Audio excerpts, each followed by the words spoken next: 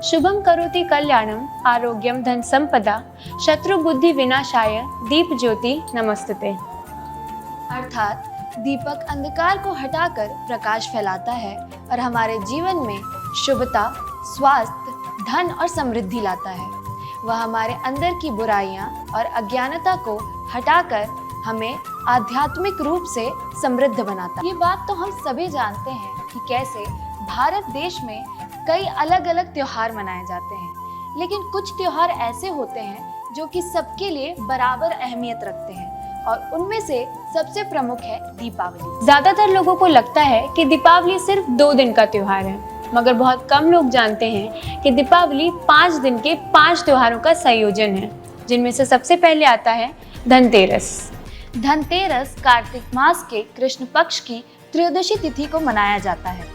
तो काव्या, मैंने काफ़ी सुना है कि इस दिन काफ़ी चीज़ें खरीदी जाती हैं, तो क्या तुम हमको बता सकती हो वो कौन कौन सी चीज़ें होती हैं? हाँ बिल्कुल ग्रेसी, धनतेरस एक ऐसा त्योहार है जिसमें लोग काफ़ी बहुमूल्य चीज़ें खरीदते हैं, जैसे सोना, चांदी, स्टील और आजकल तो लोग गाड़ियाँ भी खरीदने लगे। ये बात तो बहुत ही बढ़िया है, लेकिन मैंने सुना है कि इस दिन झाड़ू खरीदने की प्रथा भी बहुत ही ज़रूरी मानी जाती है। क्या तुम हमको बता सकती हो कि ऐसा क्यों होता है? हाँ ग्रेसी, ऐसा इसलिए होता है क्योंकि मत्स्य पुराण के अनुसार ऐसा माना जाता है कि धनतेरस के दिन झाड़ू खरीदना बहुत शुभ होता है, क्योंकि ये माता लक्ष्मी को बहुत प्रिय था। इसीलिए जो लोग भी धनतेरस के दिन झाड़ू खरीद कर लाते हैं, उनके घर में माता लक्ष्मी की कृपा हमेशा बनी रहती है। हाँ, और क्या तुमको पता है कि इसी दिन समुद्र मंथन के दौरान भगवान धन्वंतरी अपने हाथों में अमृत कलश लेकर प्रकट हुई थी, और तो और इसी दिन अपने घर के दरवाजे पर तेरस दीपक जलाने की भी एक बहुत ही महान प्रथा है। तेरस दीपक, ये क्या होता है? तेरस दीपक 4 मुंह वाला दीपक होता है, जिसके चारों ओर बातियां लगाई जाती हैं और वो चारों ओर अपनी प्रकाश से रोशनी फैलाता है। ओम जय लक्ष्मी माता, मैया जय लक्ष्मी माता,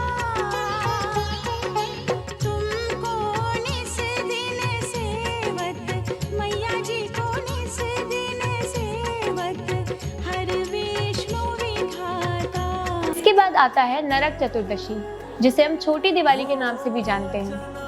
कार्तिक मास की कृष्ण पक्ष की चतुर्दशी तिथि को मनाया जाता है।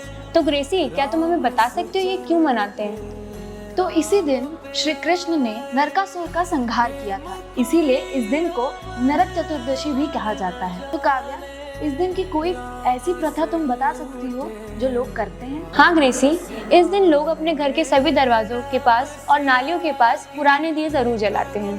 पुराने दिए? पर ऐसा क्यों?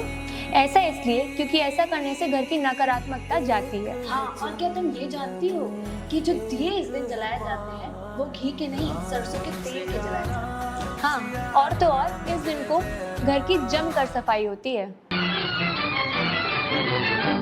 मिले हैं चिरागों के रंगीन दिवाली है, महका हुआ गुलशन है, हंसता हुआ माली है। अब आता है दीपावली, जिसका हम सभी को बेसब्री से इंतजार रहता है। दीपावली का पर्व कार्तिक मास के अमावस्या तिथि को मनाया जाता है। इसकी कहानी सबसे ज्यादा प्रचलित है क्योंकि इसी दिन श्री राम 14 साल के वनवास के बाद अयोध्या लौटे थे। पर काव्या, इस दिन सिर्फ मिट्टी के ही दिए क्यों जलाए जाते हैं? ऐसा इसलिए है क्योंकि जब राम जी लौटे थे तो नागरिकों ने मिट्टी के दिए जलाकर ही उनका स्वागत किया था। इसीलिए तब से आज तक लोग इस दिन मिट्टी के दिए जलाते हैं। यूँ तो हमको मालूम है कि इस दिन भगवान को काफी चढ़ावे चढ़ते होंगे, लेकिन काव्या, क्या तुम हमको बता सकती हो कुछ ऐसी चीजें जो भगवान को इस दिन अर्पित किए जाते हैं? ग्रेसी, उत्तर भारत में तो धान के लैया और गन्ने के गट्टे को चढ़ाने का प्रचलन है। बिल्कुल सही कहा, और ऐसा इसलिए होता है क्योंकि कृषि प्रधान देशों में से पहली फसल जब उगती है तो उसकी पहली उपज को देवी देवताओं को प्रदान किया जाता है और इसका इस्तेमाल दीपावली के पूजन के दौरान भी किया जाता है।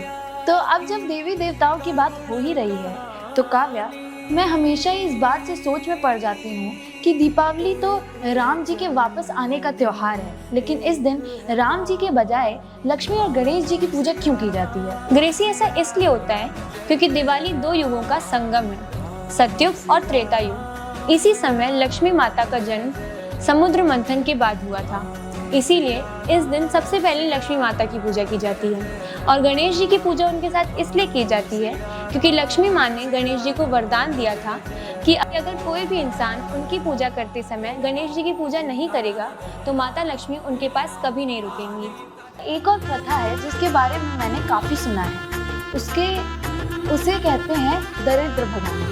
इसमें क्या होता है? ग्रेसी, दरिद्र मतलब गरीबी होता है, और क्योंकि दिवाली की पूजा सबसे पहले लक्ष्मी माता से शुरू की जाती है, इसीलिए घर की औरतें अपने घर के टूटे हुए सूप से सभी कोनों से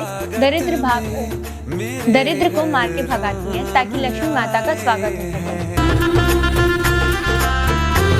मेरी चौखट पे चल के आज चारों धाम आए हैं, बजाओ ढोल स्वागत में मेरे घर राम आए हैं। अब आती है गोवर्धन पूजा की बारी, जिसे हम कार्तिक मास के शुक्ल पक्ष की प्रतिपदा तिथि को मनाते हैं। वैसे तो ये त्योहार दिवाली के अगले दिन ही मना लिया जाता है, मगर कभी कभी प्रतिपदा तिथि के अनुसार उसमें बदलाव आ जाता है और वो एक दिन छोड़कर मनाया जाता है। अच्छा ग्रेसी, ये दोनों तो दो अलग युगों की घटना है, तो इसे एक साथ क्यों मनाते हैं? तो मान्यता ये है कि त्रेता युग में जब श्री राम अपने वानर सेना के साथ राम सेतु बना रहे थे, गोवर्धन को भी इसमें शामिल होना था। लेकिन जब तक गोवर्धन वहाँ तक पहुँचे, उनको ये पता लगा कि राम सेतु पूरा बनकर तैयार हो चुका, और ये सुनकर उनको बहुत ही दुख हुआ और उन्होंने समझा कि वो कितने दुर्भाग्यशाली हैं कि वह भगवान के किसी काम ना आ पाए।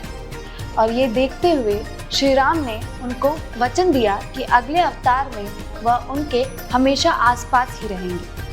अच्छा ग्रेसी, क्या तुम जानती हो कि दिवाली के अगले दिन हम जमघट भी मनाते हैं, जिसमें हम लोग पतंग उड़ाते हैं, ताश खेलते हैं और खूब अच्छे से त्योहार मनाते हैं। हाँ काव्या, और तो और पुराने लखनऊ का नज़ारा देखने लायक होता है, क्योंकि आसमान में सिर्फ पतंग ही पतंग होती है।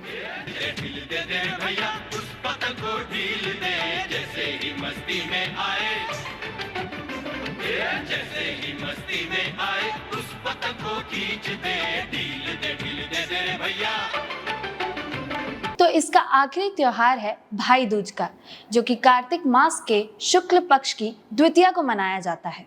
तो काव्या, एक बात बताओ, जब हम पहले से ही रक्षाबंधन मना रहे हैं तो हम ये भाई दूज क्यों मनाते हैं? क्योंकि दोनों ही त्योहार भाई बहन के ही हैं। इन दोनों में अंतर क्या है? ग्रेसी, ये तो काफी अच्छा सवाल है और मैं इसका जवाब भी दूंगी, पर पहले हम सबको ये तो बता दें कि ये त्योहार मनाया कैसे जाता है। इस त्योहार में सभी बहनें अपने भाइयों के माथे पर तिलक लगाकर उनकी लंबी उम्र और समृद्धि की कामना करती हैं। माना जाता है कि यमराज काफी समय बाद अपनी बहन यमी से मिलने जब उनके पास गए तो उनका स्वागत सत्कार और प्रेम भाव देखकर उन्होंने उनको वरदान दिया कि इस दिन जो भी भाई अपनी बहन से तिलक लगवाएगा उसकी उम्र लंबी और उसका जीवन समृद्ध बन जाएगा। 5 दिनों का यह त्योहार आप सभी के जीवन में खुशहाली, सुख समृद्धि, स्वास्थ्य और उमंग लेकर आए। दी कम्युनिकेटर्स की एक खास पेशकश आपको कैसी लगी, कमेंट बॉक्स में जरूर बताएं। काव्या और ग्रेसी की तरफ से आप सभी को दीपावली की बहुत बहुत शुभकामनाएं।